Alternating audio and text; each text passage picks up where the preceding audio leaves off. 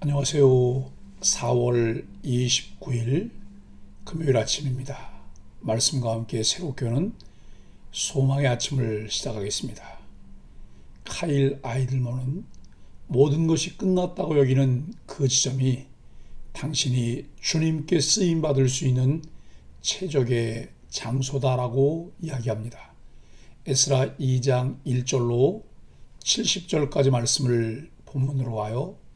성전 예배를 회복할 귀한 자들이라고 하는 주제로 함께 은혜를 나누기를 원합니다.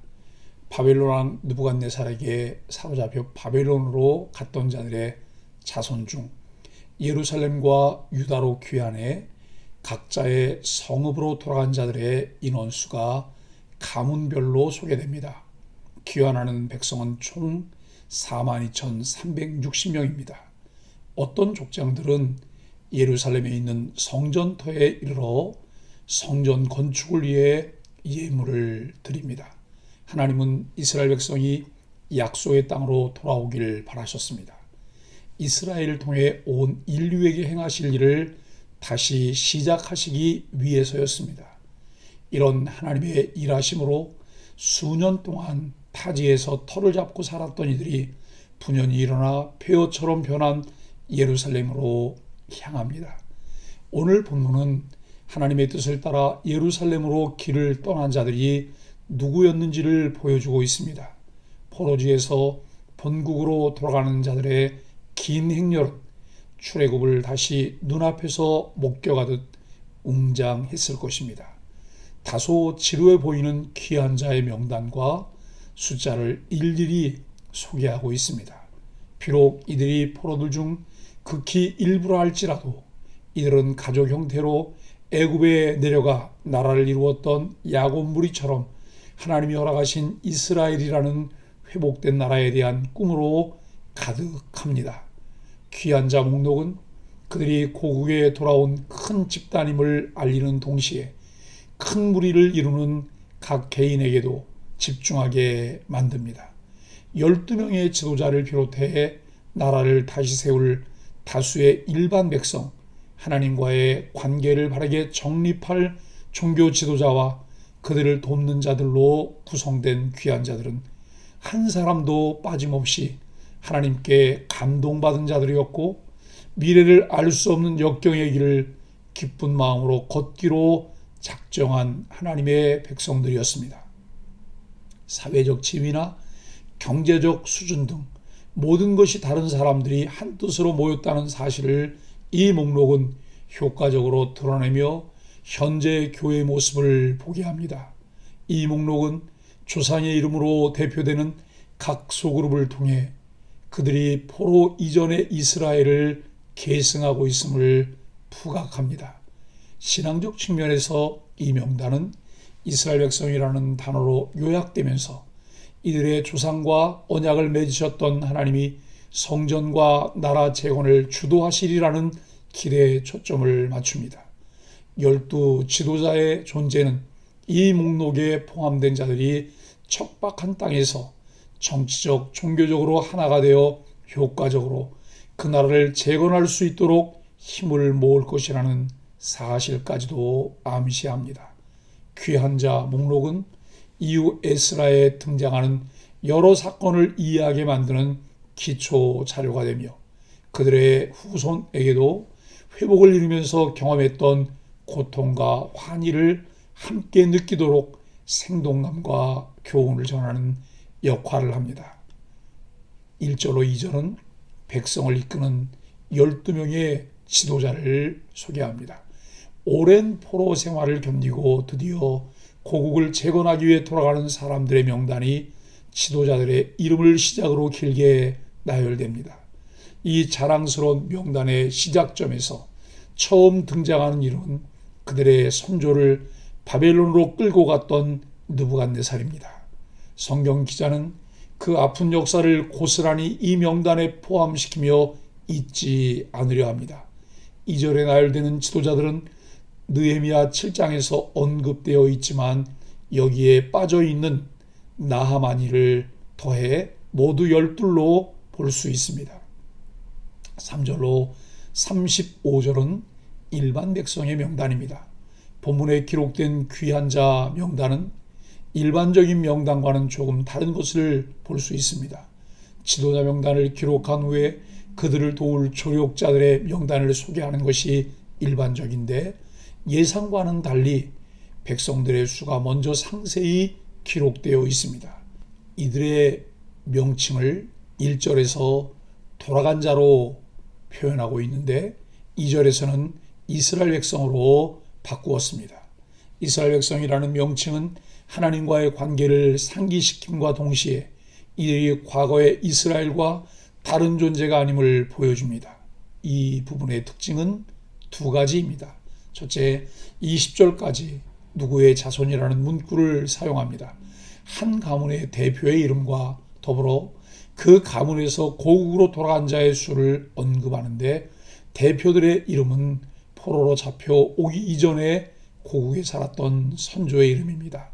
이를 통해 그들의 거주지는 사라졌지만 그들은 여전히 과거 이스라엘에서 시작해 끊기지 않고 계속 이어져 왔음을 볼 수 있습니다.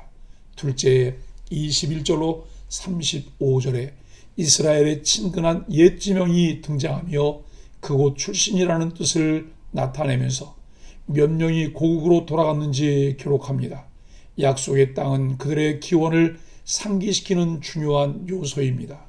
어느 지명의 자손이라는 표현은 하나님이 과거의 조상들에게 주셨던 그 땅을 그들의 조상의 이름처럼 소중히 여겼음을 시사합니다. 우리는 이 단락의 기록을 통해 하나님께 감동을 받아 귀국한 사람이 몇몇 지도자만이 아니었다는 사실과 일반 백성이 자발적으로 헌신해 귀국했음을 알 수 있습니다. 36절로 58절은 예배 회복을 위해 이제 기록하고 있습니다. 이 단락은 예배 드리기 위해 필요한 인력을 소개합니다. 이들은 제사장, 레위 사람, 노래하는 자들, 문지기의 자손, 느디님 사람, 솔로몬 신하의 자손으로 임무에 따라 세분화되어 있습니다. 어떤 임무가 더 중요해 보인다고 해서 그 그룹만을 중요하게 생각할 필요는 없습니다. 귀한 자에 포함된 모두가 맡은 일이 있었으며 누구도 그 역할을 대체할 수 없었습니다. 이들도 누구의 자손으로 소개되는데 일반 백성의 경우처럼 조상들과의 연계성을 효과적으로 나타냅니다. 43절에 느디님 사람들은 누구일까요? 아론과 그의 자손들을 돕기에 주어진 자, 드려진 자가 되었던 레위 사람들처럼 성전 일을 담당한 이들이라고 추측됩니다.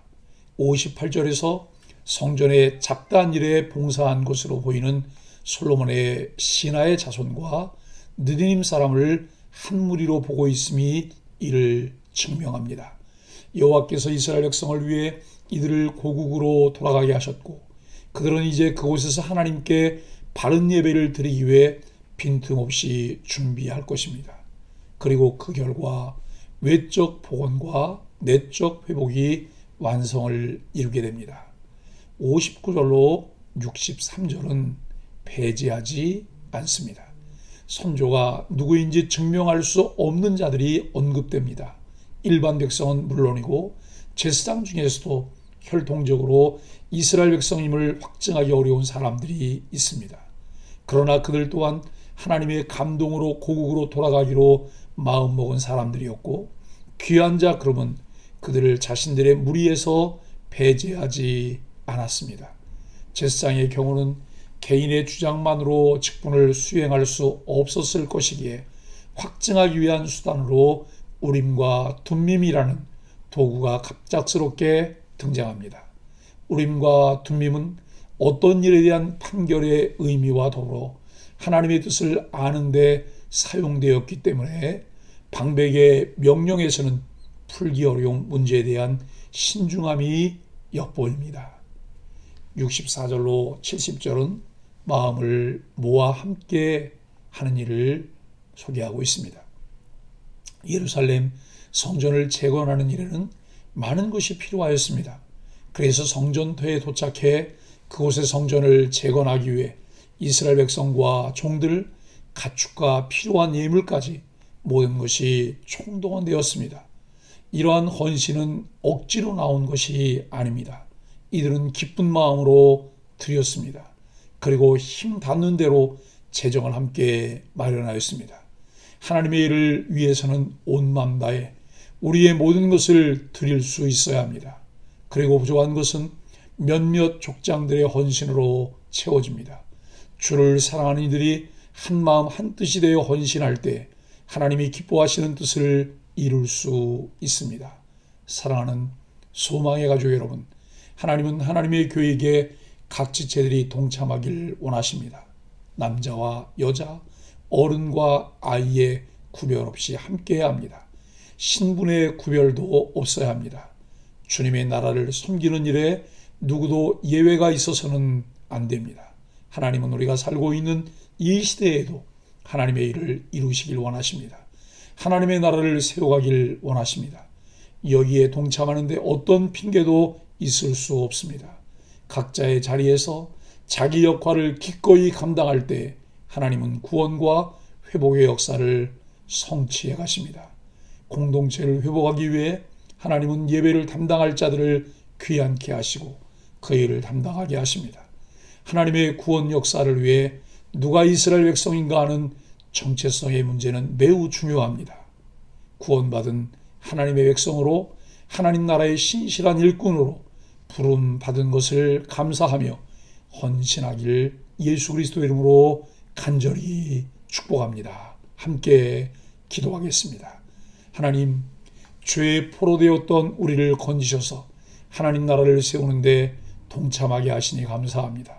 여전히 황폐하고 척박한 이 땅에 아름다운 성전을 삶으로 세워가는 우리들과 소망의 공동체가 되게 하여 주옵소서. 하나님 나라를 회복시킬 남은 자가 되어 먼저 드리고 즐거이 헌신하는 자가 되게 하여 주옵소서. 예수님의 이름으로 간절히 기도합니다. 아멘.